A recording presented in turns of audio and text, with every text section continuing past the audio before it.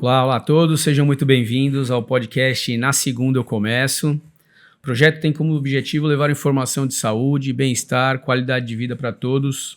Hoje, nosso quarto episódio, falaremos sobre um assunto que tem sido mais comentado em todos os grupos de saúde, em várias especialidades médicas, e esse assunto é o lipedema. Você já ouviu falar em lipedema? Se você não ouviu falar, você não está sozinho. Apesar de afetar cerca de 11% das mulheres no mundo e aproximadamente 12,5% de mulheres no Brasil, essa condição ainda é pouco conhecida, pouco diagnosticada e, infelizmente, frequentemente confundida com ganho de peso e obesidade. O lipedema é uma doença crônica, progressiva, causa acúmulo anormal de gordura, especialmente nos quadris, coxas, pernas e braços, poupando mãos e pés. Está frequentemente associada a dor, inchaço, hematomas espontâneos e grande impacto emocional. É um problema que vai muito além da estética. Ele compromete a mobilidade, a autoestima e a qualidade de vida de quem sofre com ele. Para comentar sobre lipedema e trazer mais luz para o nosso podcast, eu trouxe aqui especialistas como a doutora Juliana Stivaletti, médica especialista em saúde da mulher, medicina integrativa e pós-graduação em reposição hormonal. Fabiana Sanches da Mota, que é nutricionista clínica, mestre e doutora em nutrição, especialista em doenças renais, diabetes, bariátrica e lipedema.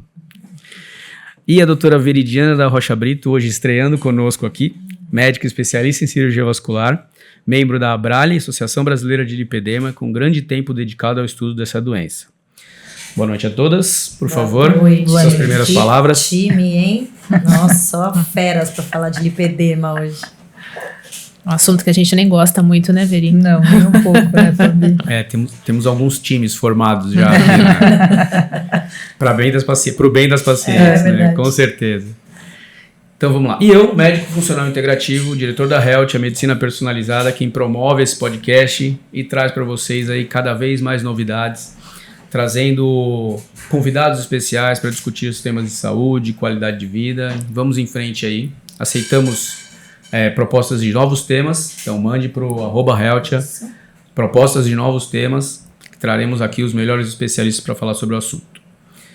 Vamos começar e aí vamos dar um privilégio para a doutora Veridiana, que hoje está estreando conosco, para que ela explique um pouco melhor. Falei rapidamente sobre o que é o lipedema, mas, por favor, fale para nós o que é o lipedema e como ele afeta o corpo da mulher, principalmente. Então, como você disse, Arthur, é um acúmulo atípico de gordura. Essa mulher já vem com esse histórico de perceber que o corpo dela é desproporcional, né? E em momentos da vida ela nota que isso se torna mais evidente. Então isso já chama a atenção dela, né? E hoje na mídia a gente tem falado bastante sobre o assunto. Então eu falo que eu vivi 3 fases. Aquela fase que eu não sabia se eu falava, porque só eu sabia do assunto. Era mais um diagnóstico crônico, que geralmente a insuficiência venosa já é crônica. Era outra doença que eu ia pôr na vida dela e a gente não sabe nem direito o que a gente ia fazer com essa informação. Aí eu vivi a segunda fase, onde já as pessoas já tinham escutado falar e eu me sentia mais confortável em dar esse diagnóstico. E agora eu estou vivendo uma fase muito interessante, que as pessoas sentam na minha frente e falam assim: eu tenho lipedema, eu vim aqui só para você falar que é certeza que eu estou com esse lipedema. Então, e vou te contar, a maioria está certa, tá? A maioria vem com o diagnóstico correto, o seu autodiagnóstico. Então, as informações são muito interessantes para essas pacientes. De alguma coisa que ela já vive há anos. Há anos. Né? O surgimento é bem jovem, né? Começa muito jovem essa desproporção. Sim e não. Por quê? Uma paciente que é bem cuidada, que faz atividade física, que se alimenta bem, ela percebe que ela tem uma coxa mais grossa, mas é um padrão meio brasileiro, né? A brasileira já tem colchão, já tem a parte das nádegas mais avantajadas. Então, ela acha que ela só tem esse formato de corpo. Aí acontecem algumas coisas ao longo da vida, geralmente alterações hormonais, que a doutora Juliana vai pontuar melhor, e ela começa a notar alterações, alguma coisa está errada, uma piora intensa da celulite, uma perna ganhando volume, desconfortos, como você citou, de dor, cansaço, inchaço. Então, ela percebe que tem alguma coisa errada com a perna dela. Não, eu acho que tem uma coisa assim do se conhecer, porque ninguém sabia desse diagnóstico. É um diagnóstico relativamente recente, né, o lipedema, e as pessoas isso não tinha um nome. E as pessoas sabiam que tinha alguma coisa de errada acontecendo, mas não sabiam o quê. Nem os próprios pacientes e nem nós médicos, porque não tinha ainda um CID, não tinha um nome essa doença. A gente entendia que tinha alguma coisa que saía só do linfedema, né, da insuficiência venosa, mas não tinha esse nome. Então, essas fases que você falou, acho que foi acompanhando também o aparecimento da doença, a disseminação da informação, e as pessoas começaram a se reconhecer como tendo esse diagnóstico, né?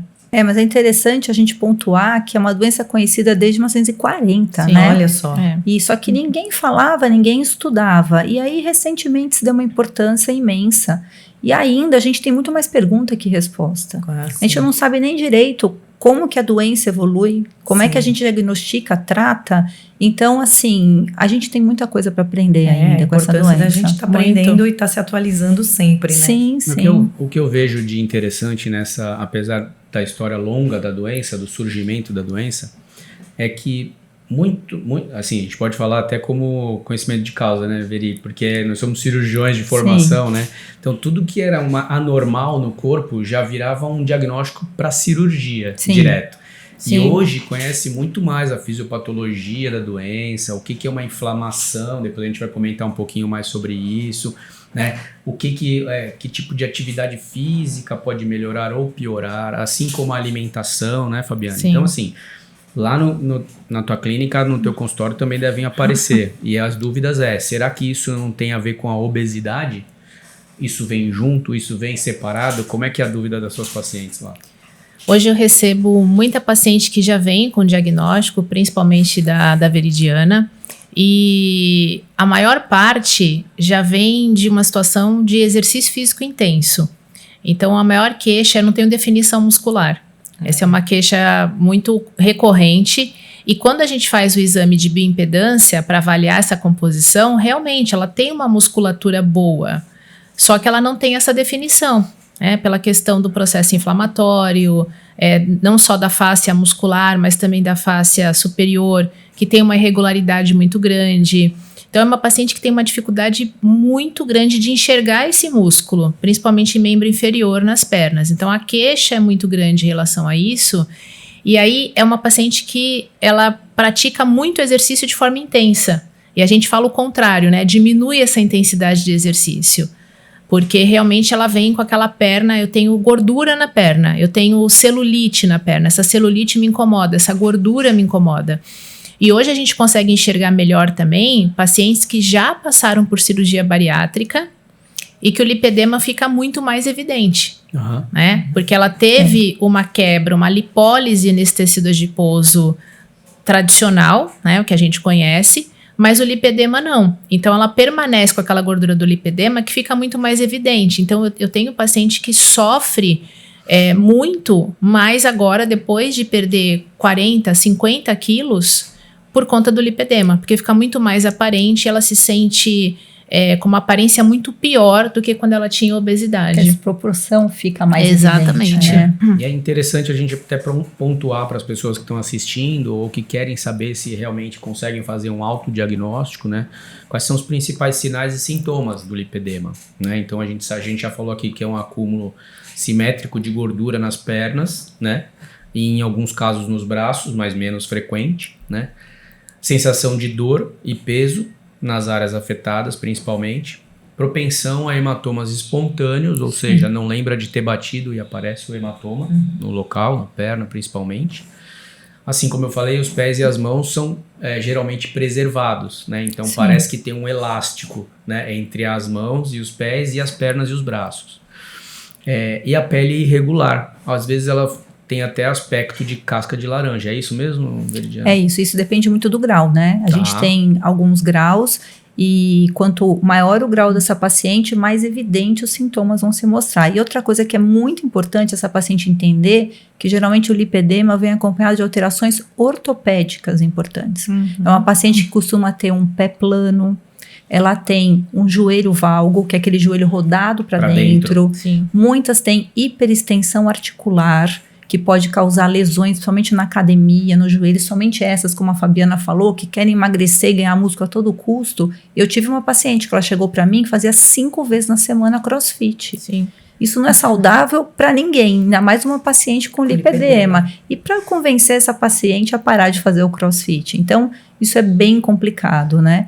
Então, essas alterações ortopédicas, elas têm que ser muito bem avaliadas, porque às vezes as dores da paciente estão associadas também a essas alterações. Esse pé plano, né? Nossa, é muito comum. E aí elas têm muita dor e aí isso limita muito a atividade física.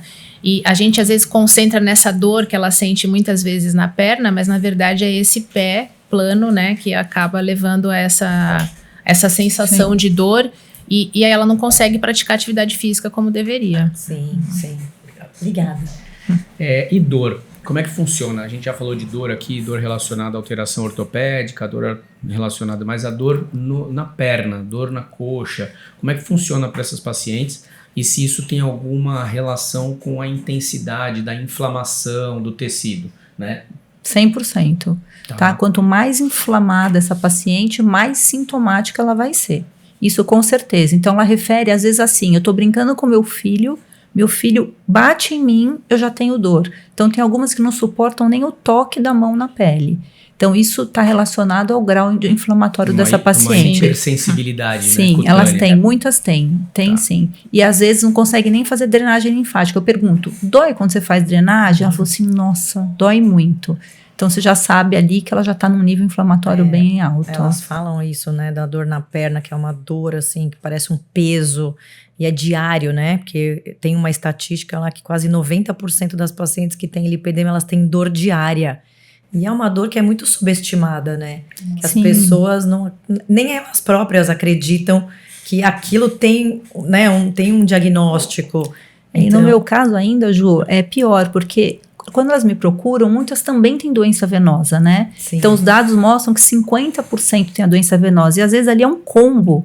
É a dor da insuficiência venosa acompanhado da dor do lipedema. Sim. Então, a gente tem que saber identificar e saber qual caminho tratar primeiro ou até em paralelo os dois para melhorar essa mulher, né? Sim. Isso foi sempre uma discussão muito grande em relação à dor, porque por muito tempo, até em exercício, em academia, os próprios profissionais colocavam essa mulher como queixosa. Você tem muito...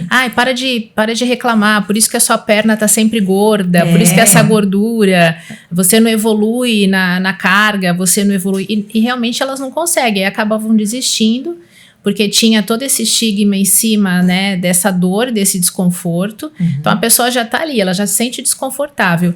E olha, de todas as pacientes eu pergunto, né, como é que você treina? Você usa terapia compressiva? A doutora Veridiana já falou para você usa uma legging de compressão? Acho que uma ou outra, mas assim, 98% treina de calça, de legging. Então elas têm muita vergonha de mostrar a perna. E aí chega num ambiente desse para fazer exercício e ela reclama de dor. Você não quer fazer o exercício, você é fresca. Porque geralmente elas têm pernas volumosas. Exatamente. E as pessoas acham que ela tem força nessa perna, né? Sim. Esse é um problema. Não, a importância, de novo, que a gente sempre fala aqui da equipe multidisciplinar. Não tem jeito.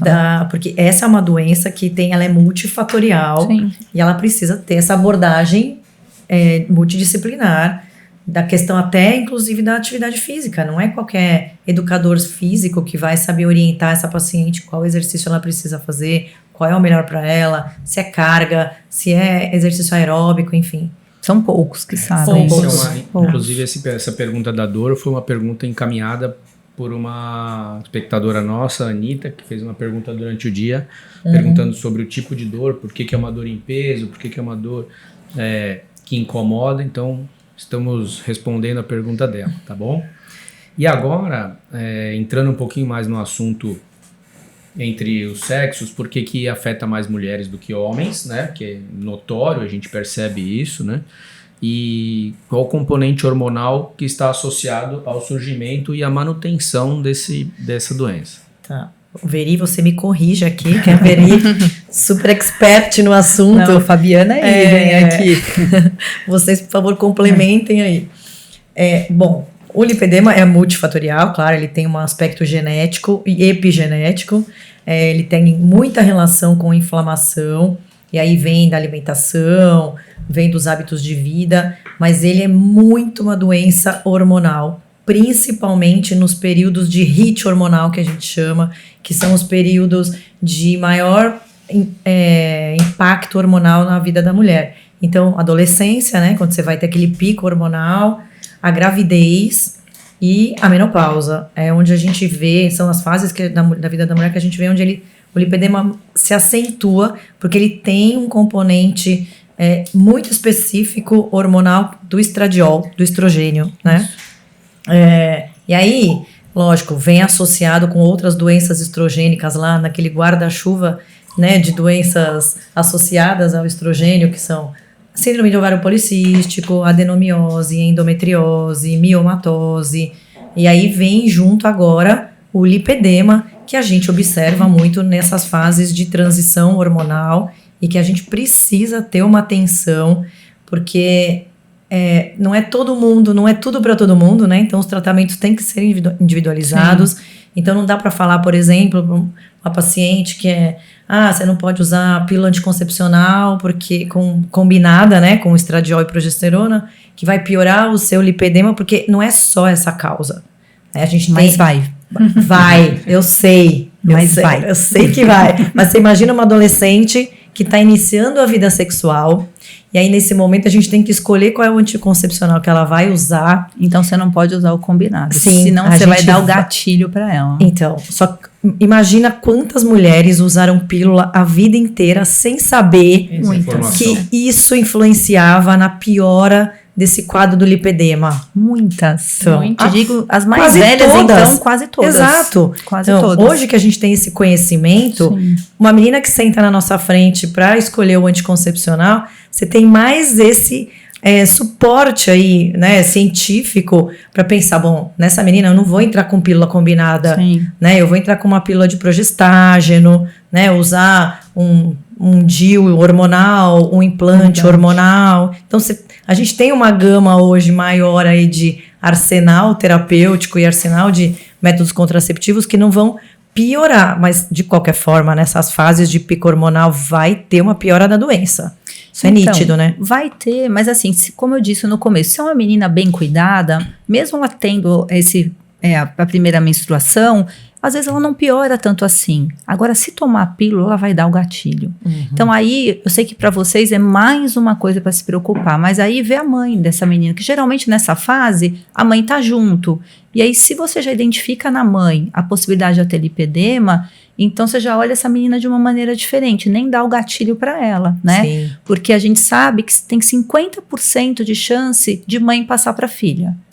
Que é a questão genética. Que é a genética. Isso é uma coisa interessante. Mas mesmo essa filha que não tem, ela pode carregar algum gene e passar para uma filha dela. Uhum. Então não significa que ela está livre do problema. Sim. Então realmente é uma preocupação mesmo, porque às vezes é difícil identificar essas meninas muito jovens se você não tem um histórico familiar. Sim. É realmente E aí a gente aproveita essa fase e já para orientá-las a fazer atividade física, a ter uma alimentação menos inflamatória, né? Porque a gente sabe que na gravidez, por exemplo, que é onde você tem um maior pico hormonal, né? O lipedema vai gritar e depois para elas conseguirem voltar, né? No pós-parto, no puerpério, para voltar para aquela situação que elas estavam de pré-hormônio, daquele lipedema menor, né? Menos acentuado do que na gravidez, vai ficando cada vez mais difícil, né? E vou falar, e a mulher pode estar perfeita, ela vai piorar. Especialmente depois da segunda gestação e na menopausa. Não tem jeito. Porque é estrogênio dependente, né? Então, assim, é uma doença estrogênio dependente que vai ter o gatilho em algum momento.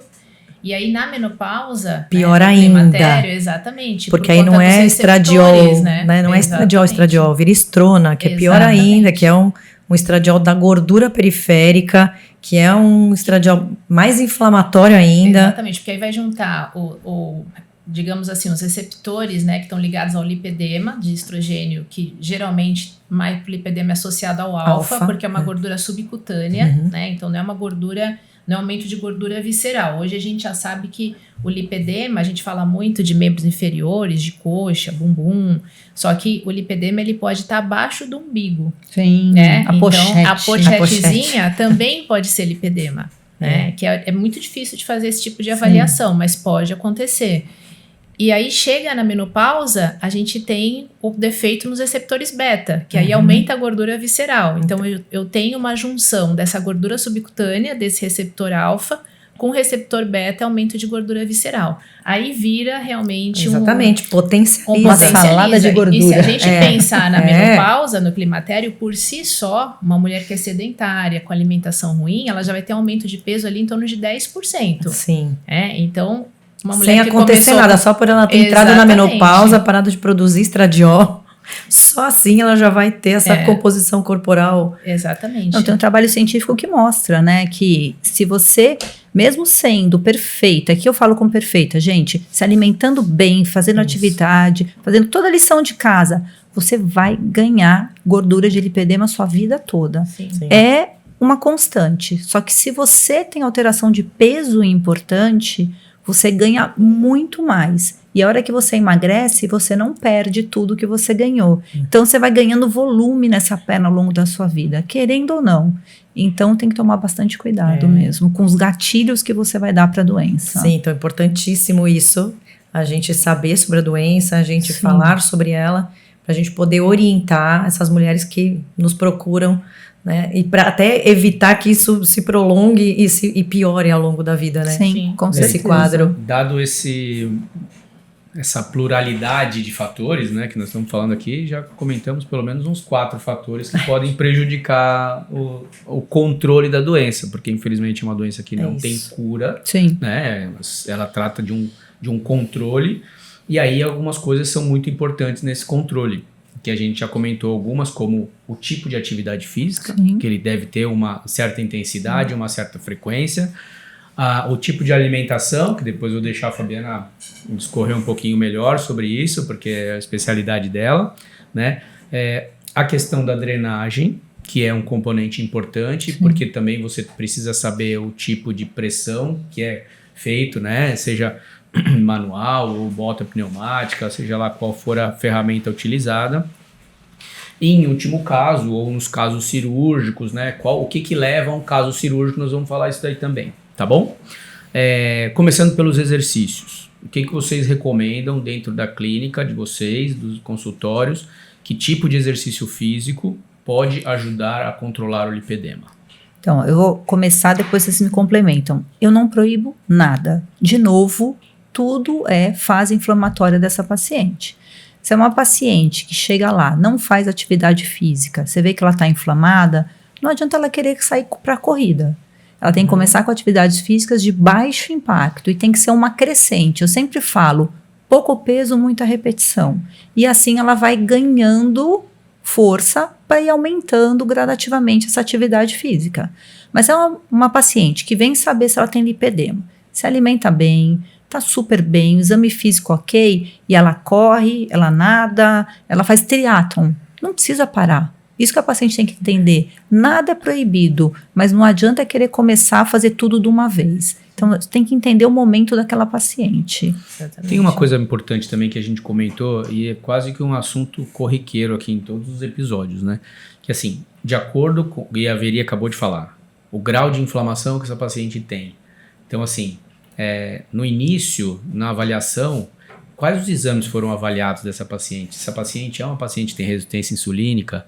Essa paciente é uma paciente que está com homocysteína alta, que tem um risco cardiovascular e tal. Então, assim, eu acho que é tudo de uma construção, né? Sim. A construção de que tipo de atividade, se ela é sedentária, o que eu vou indicar, ou que tipo ela vai manter, sendo que ela já faz ou triatlo, ou musculação e etc.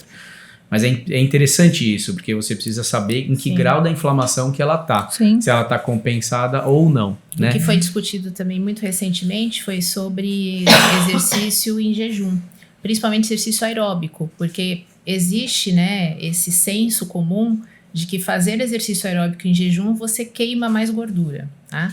O que não é totalmente nem verdade nem mentira, né? Mas enfim. Mas para paciente do lipedema, não é o recomendado, porque existe uma inflexibilidade metabólica, né? Então, Nossa, bonito esse nome. não é esse nome. Quando elas, É só bonito, porque quem tem flexibilidade metabólica sofre na vida inteira. Quando é realizado o teste de espirometria, né? Então, para entender como que ela queima gordura, carboidrato, proteína durante o treino. O VO2, né? Exatamente, o VO2 máximo, na paciente com lipedema, a queima de gordura dura super pouco. E logo depois ela começa a usar tanto glicose como proteína, aminoácido, como fonte de energia. Então, seja, quando ela está fazendo exercício, exatamente, em jejum, ela está utilizando muito mais o músculo como substrato energético do que a gordura. De novo, não que ela não possa fazer exercício aeróbico em jejum, principalmente para as pacientes que já estão aclimatadas, acostumadas a isso e se sentem bem, né? Tem um grau de inflamação muito baixo, né? São pacientes que metabolicamente a gente observa também que são pacientes que evoluem bem. Mas para aquelas pacientes de início ou as que reclamam muito, eu faço esse exercício, não sinto que eu tenho uma diferença não só de peso, mas de perna, de dor, de aspecto, realmente elas podem se encaixar nessa inflexibilidade metabólica e elas acham que estão fazendo um exercício que vai diminuir, quando na verdade elas estão piorando. A pessoa toda está essa questão morrendo de lá no utilização. zona 3, né?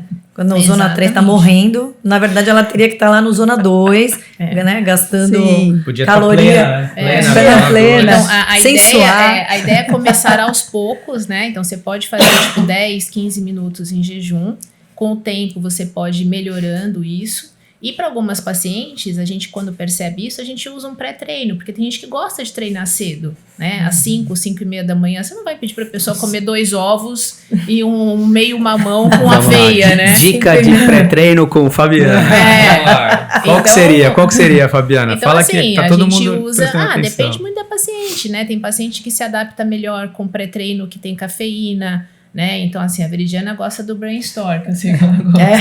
Mas eu não vou treinar às 5 e meia da Ela não manhã. treina às 5 e meia da manhã.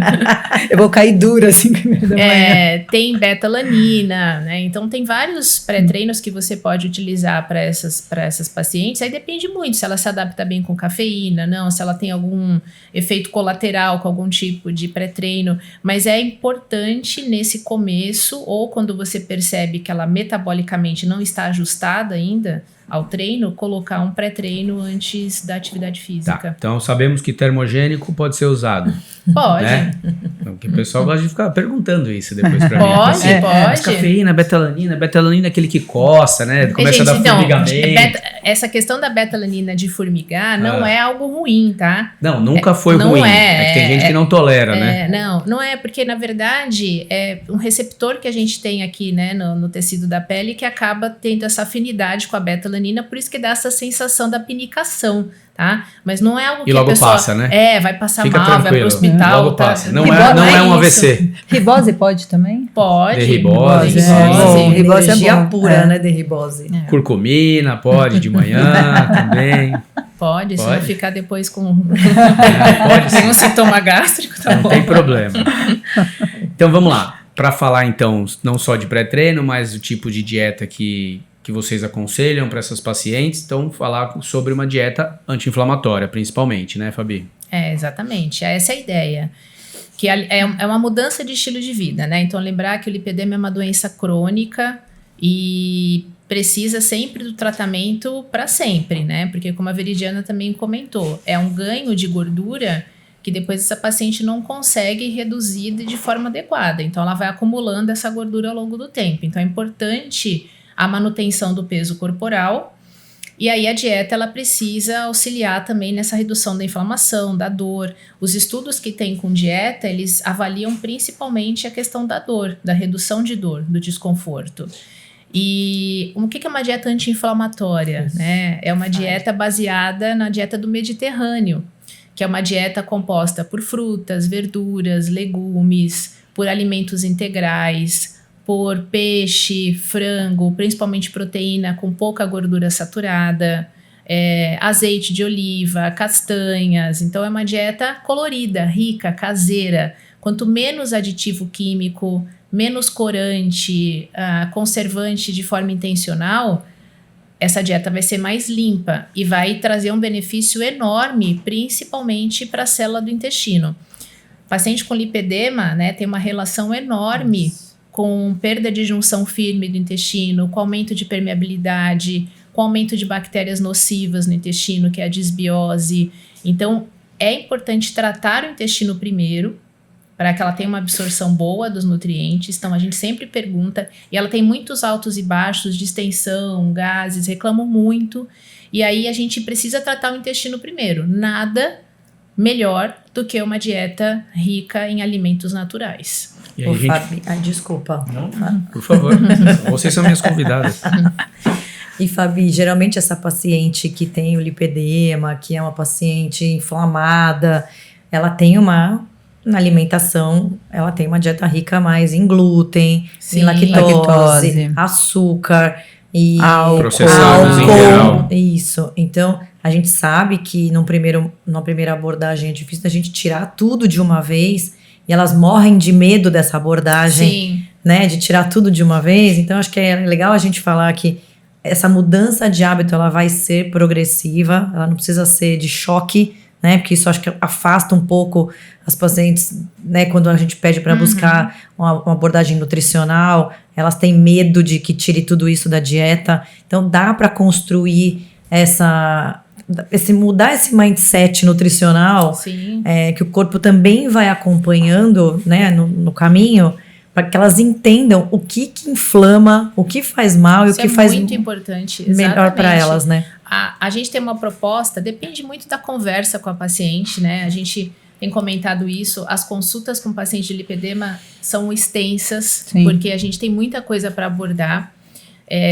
Virou esse boom, a gente fala a moda, mas muita gente já abandonou, porque a gente não é fácil. Não é fácil. Não é fácil. É constante, isso precisa... É muito, e a fisiopatologia do lipedema, o que a gente sabe já é extenso. Imagina o que a gente ainda vai descobrir daqui para frente. Exato. Então, depende muito. Se no primeiro momento eu vejo que a paciente está muito desanimada, tem muita alteração, a gente vai tratar o intestino, né? E aí eu sempre coloco, vamos tentar 30 dias de pelo menos retirada de glúten, álcool e açúcar. E aí eu falo, dá uma chance para o seu corpo para desinflamar, dá uma chance para esse músculo aparecer, dá uma chance para você conseguir ter pensamentos claros, porque até o pensamento é nebuloso. É isso mesmo. De tanta neurotoxicidade, uma neuroinflamação, neuroinflamação no intestino. Falei, dá um tempo para você. Se você voltar daqui a 30 dias e você não enxergar nenhum resultado, nada, você fez tudo, eu devolvo o dinheiro da consulta. Elas olham e falam, gente, porque não é possível. E todas falam, nossa, eu fiquei muito bem, mostra foto. E aí? Aí eu comecei a colocar um pouquinho do glúten.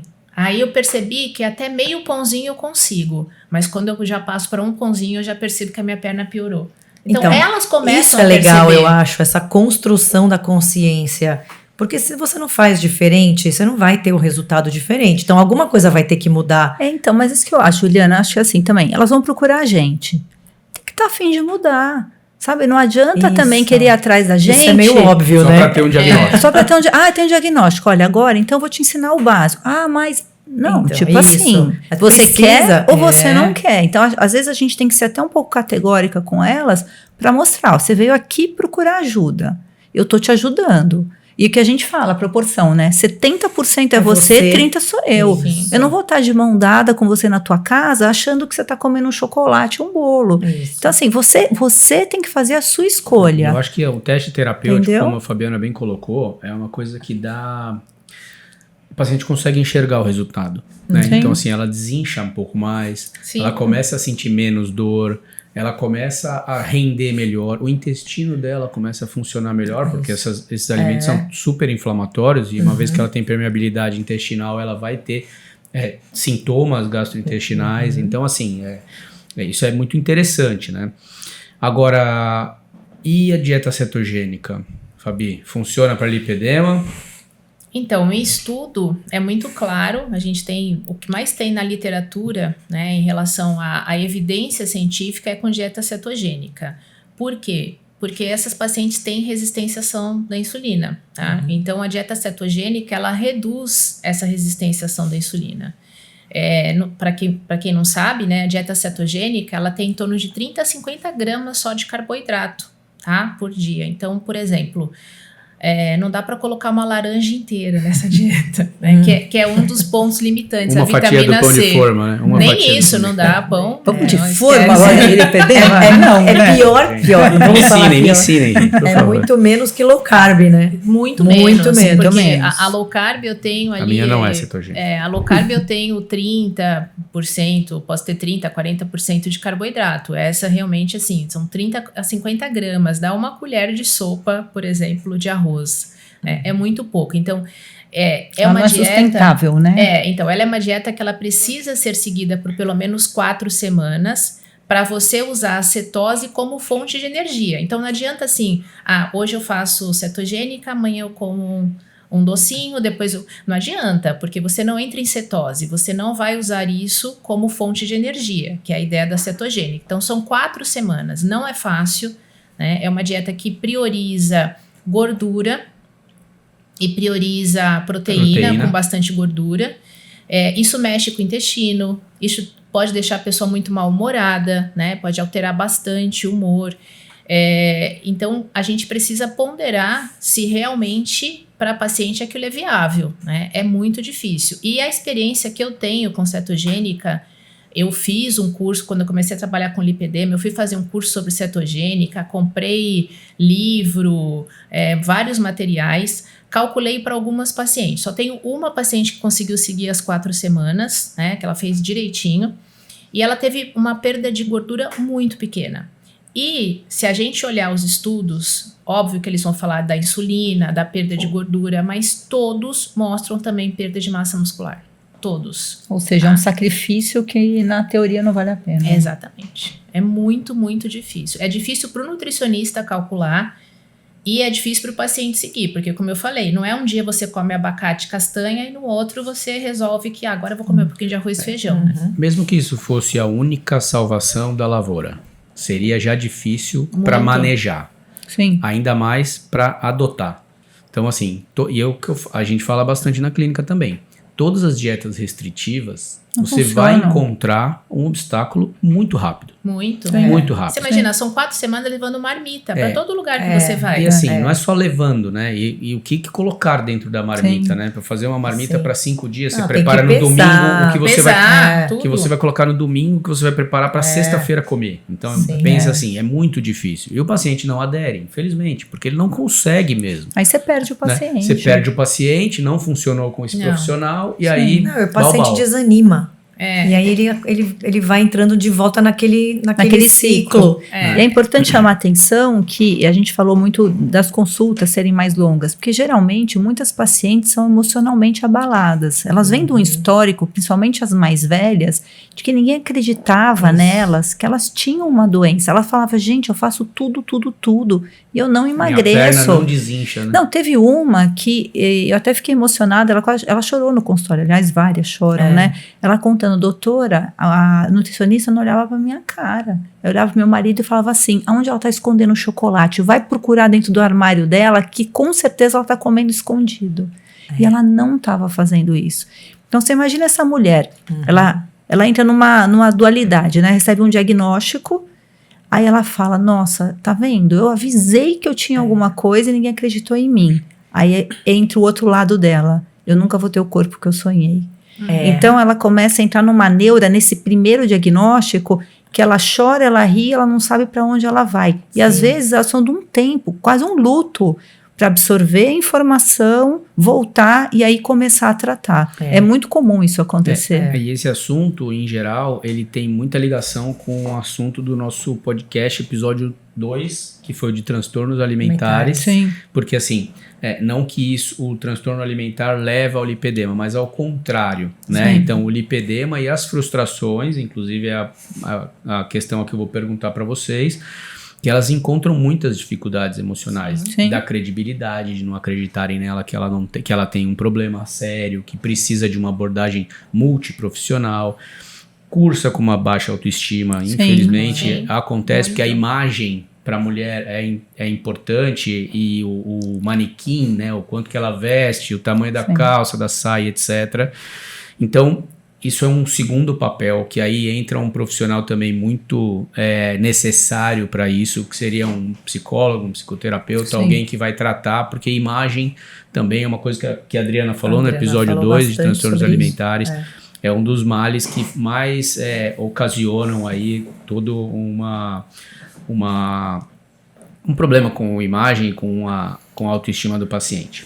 Como lidar com esse impacto psicológico do lipedema? Então, eu acho que foi o que eu expliquei, né? A paciente tem que entender que é uma doença crônica e que a gente consegue controlar, mas eu sou muito clara com as pacientes. A gente consegue chegar até aqui, especialmente do ponto de vista estético. Doutora, minha perna vai diminuir, eu vou ficar com músculo?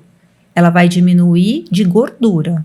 Geralmente nas pacientes tem sobrepeso ou obesidade. Sim, ela vai diminuir, mas ela não vai ficar como você está imaginando. E ela não vai ficar marcada. Então, assim, eu falo para as pacientes, 6 meses a 1 ano de tratamento clínico. Aí você vai se olhar no espelho e vai ver se você gosta do que você vê. O que eu falo para vocês, a maioria gosta. A maioria volta a se amar. Então é muito interessante isso. Quando aquelas que compram a briga, a gente inclusive está cuidando de uma jornalista num projeto super legal, que ela nos convidou para cuidar dela e ela contar, relatar. Ela em 1 mês não está se reconhecendo. Sim. Entendeu? Então ela fala, gente, como é? Eu falei assim, isso melhora tudo, melhora a autoestima. E ela tem recebido elogios na rua, olha que legal, dos colegas de trabalho, ela se sente melhor nas roupas, então ela naturalmente fica mais bonita. Então é muito legal você ver a transformação dessa mulher. E a maioria fica feliz. Fica bem. Elas ficam muito felizes com o resultado. Quando elas entendem que é um processo de longo prazo e que tem vários profissionais envolvidos, né? Tem a vascular, tem a fisioterapeuta, tem o nutricionista, um ginecologista é super importante para a parte hormonal. Super, gente, né? Fundamental. Porque tem paciente que fala assim, não, um médico falou que ele é contra a reposição hormonal. Eu falo, não existe contra a favor, existe um bom médico para avaliar isso da forma correta. Existe indicado e não indicado. Exatamente. Não é se você então isso é a favor super ou não. importante, né? Porque a gente está falando, é uma doença estrogênio dependente. Então tem uma alteração hormonal, principalmente no período do climatério, que isso precisa ser investigado e, obviamente, tem algumas pacientes que vão necessitar, né, de algum tipo de reposição hormonal, até para melhorar também. Até porque nessa fase da vida tem mais o lipedema. Exatamente. Tem todas as transformações acontecendo. Exato. O sono, né, tudo. O humor, a memória, a cognição, mais o lipedema. Exatamente. Então, você imagina você chegar na frente de um médico e ele falar, não posso te ajudar? Não, e o sono, a gente percebe, né? O sono no climatério é um dos primeiros sintomas, né? O despertar noturno, né? Das 3 da manhã. E depois isso vai piorando, vai dando uma ansiedade. E a gente, né? A paciente, muitas vezes, a gente coloca que a gente tem em mãos, né? Mas, às vezes, é uma reposição hormonal bem feita que vai melhorar esse sono. E a falta de sono, a privação de sono, vai dificultar muito o ganho de massa muscular, né? A melhora desse intestino, a melhora desse processo de você ter esse processo inflamatório. E as pessoas até pensam, né? Pensam ao contrário, né? Se eu tenho lipedema e ela é uma doença estrogênio dependente, como é que eu vou fazer reposição hormonal com estrogênio? Vou piorar a doença? Não. Depende do tipo de estradiol que você vai usar, depende da via de administração que você vai usar. Então, é muito individual. E precisa ser feito, claro, né, com orientação, com indicação, tem que avaliar as contraindicações, mas é muito importante esse manejo hormonal, principalmente nessa fase. Sim.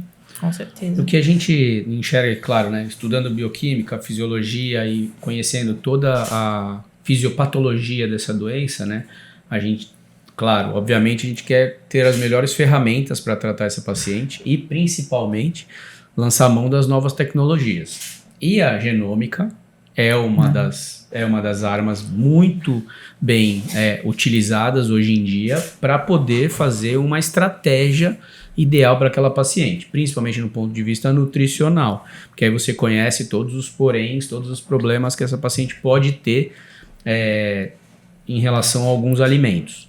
Como que a genômica nutricional ajuda na estratégia desse tratamento, planejamento alimentar e suplementação? Então, a gente sabe que o lipedema ele é poligênico. Então, tem vários genes envolvidos e a gente ainda está engatinhando nesse processo.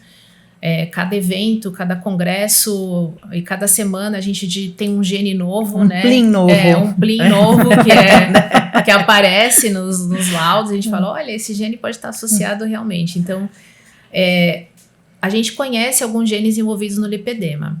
Quanto mais essa paciente tem esses polimorfismos, né? Então, assim, ela tem, por exemplo, um gene que é relacionado ao processo inflamatório, tá? Uma interleucina. Então, se ela tem esse polimorfismo, mãe e pai, né? Que a gente chama de homozigose. Então, ela tem um processo inflamatório já de baixo grau que acontece por conta desse gene que não conversa com essa célula inflamatória da forma certa. Então, em vez de desinflamar, ela inflama mais, tá?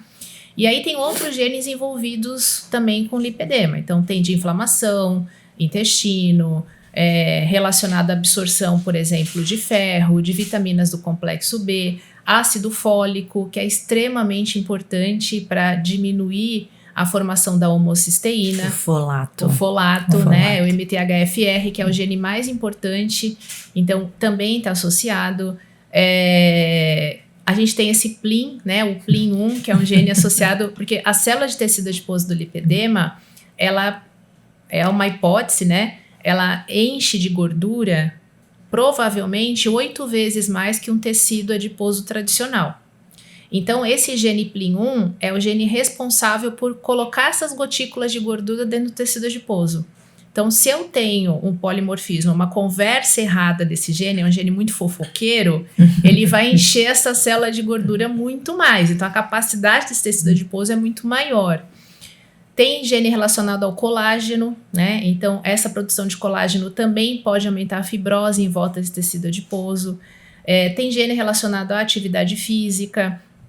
Então, quanto mais a gente conhece dessas fofocas ou não das células, o quanto elas são fofoqueiras ou não, a gente consegue entender que esse lipedema, ele é mais propenso a complicações, né? E quanto maior o número de complicação, mais difícil a gente controlar esse processo inflamatório, o aumento de gordura e os genes também relacionados a receptores de estrogênio.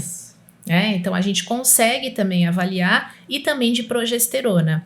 E no evento recente que a gente participou, uma pesquisadora do Rio Grande do Norte, ela estuda o tecido da cirurgia do lipedema. A gordura que é retirada na cirurgia, ela tem estudado e ela tem percebido mutações importantes nesse tecido adiposo, que é uma perspectiva de estudo também, porque até então a gente está falando de polimorfismo, mas isso já era uma hipótese que existia, né? Por isso que ela vem estudando isso. Parece que também tem uma mutação nesse tecido adiposo, o que torna tudo muito mais complicado. Mas vamos lembrar que existe a epigenética, porque senão as pessoas colocam toda a culpa na genética. De jeito nenhum. Né? E o gene lá, ele é predisponente, mas se você tiver bons hábitos, você vai deixar o gene silenciado. Exatamente. É o que eu falo para as minhas pacientes. Como é que a gente tem essa conexão? Eu tenho lipedema. Né? Elas olham, como assim? Eu falei, sim. É só comer direito, é só fazer atividade física, ter uma boa nutri, uma boa ginecologista, que a gente vai bem, que entendeu? todo mundo uma cuida da outra. Exatamente. Na verdade, a frase que fica ressoando na minha cabeça é assim, genética não é destino. De jeito Então, nenhum. assim, mesmo. você tem lá os genes, você tem o polimorfismo, mas assim, o que você vai fazer com aquilo? Você vai ter uma vida engajamento. sem qualidade e sem hábitos saudáveis para deixar que ele apareça na sua vida ou não? É o engajamento. É a mesma coisa do glúten, né? A gente consegue ver os HLAs, né, que são produzidos no intestino, que provoca essa intolerância ao glúten. Tem paciente que não tem, né? Não tem esse aplótipo, exatamente. Mas ela sente sintoma quando ela consome o glúten. Sintoma intestinal, sintoma de piora na perna, de dor, aparecimento de mancha. Então, é clínico, né? Então, a genética, como qualquer exame, um biomarcador também, o exame de sangue também, ele ajuda a gente a direcionar. Só que a gente tem que ouvir a paciente, né? O que ela relata pra gente é o mais importante. Sim. E agora uma pergunta sobre cirurgia. Das pacientes que chegam no consultório, que você consegue identificar como que é introduzido esse assunto da cirurgia, quais são os aspectos que levam a paciente a ter uma indicação cirúrgica? Então, a indicação de cirúrgica mais formal é quando a paciente tem aquelas pernas extremamente volumosas que compromete a deambulação, ou seja, o caminhar dessas pacientes. Então, são pacientes que a cirurgia é indiscutível. Agora, quanto à estética, eu falo para as minhas pacientes, eu sou super a favor, mesmo se fizer sentido para ela. E desde que ela tenha feito um tratamento clínico de pelo menos 1 ano. Que aí é hora dela se olhar no espelho e ver, realmente, não estou satisfeita com o que eu estou vendo. É hora de pensar numa cirurgia. Porém, e um detalhe extremamente importante, é que ela tem que entender que ela tem que manter todo o tratamento pro resto da vida. Porque senão, existem relatos aí, para quem abrir o Instagram você encontra, que perde 100% da cirurgia, às vezes em menos de 1 ano. Então, essa paciente tem que entender isso. E não é, hoje em dia há uma discussão se faz ou não essa cirurgia em pacientes mais jovens, que falam até em comprometimento até de fertilidade. Tem um pessoal falando sobre isso, mas nada disso é ainda certeza, né? Então, eu acho que tem que pensar muito. Não é uma cirurgia fácil, não é uma lipoaspiração comum, que as pessoas acham, é tranquilo. Não, não é, diferente. É outro tecido, né? É outro Apesar tecido. de ser um tecido gorduroso, ele é desorganizado do ponto de vista... Totalmente. Exato, tem que injetar uma quantidade imensa de líquido para separar as gorduras, as incisões ficam todas abertas, então não é fácil, mas eu acho assim, super válido. Se a paciente quer fazer, eu falo, mas faz o tratamento clínico, aí depois você procura um bom cirurgião para resolver esse problema. Desinflama, deixa o exatamente. organismo tranquilo. E se vai para um bom cirurgião, fica lindo, fica mesmo. Bom saber. Bom, eu acho que o podcast ele é uma das ferramentas, assim como algumas informações que a gente pode fazer para o paciente diretamente, mas o que vocês acham que pode aumentar a conscientização sobre a presença do lipedema?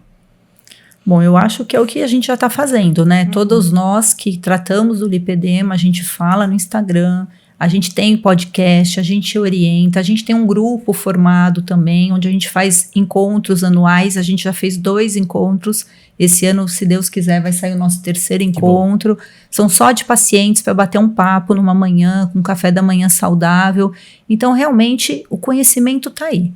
Então é só as pacientes irem atrás que elas encontram muita informação muito boa no próprio Instagram. E divulgando, né? Acho que Sim. diminui um pouquinho o impacto psicossocial, né, que ela tem. Então, assim, Ela vai que ela não tá sozinha. Ela tem mais né? gente que Tem tem o mais mesmo gente. problema parecido com o dela, tal. E aí, conhecendo principalmente as mudanças de estilo de vida que podem ajudar, certamente ela vai se sentir um pouco mais acolhida, né? É bom dar informação, assim, com profissionais que Informação certa, entendem, né? Sim. que estudam, que se atualizam, porque as pessoas querem milagres. Sim. E milagres não existem.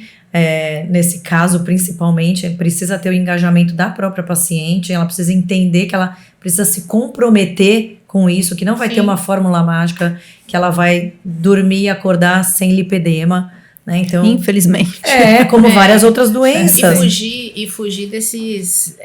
Isso, era isso que eu ia falar. Profissionais ou blogueiros, Sim, né? fórmulas mágicas. Fórmulas mágicas. Cura mágicas. para o lipedema. Exato. Cure seu lipedema em 21 dias.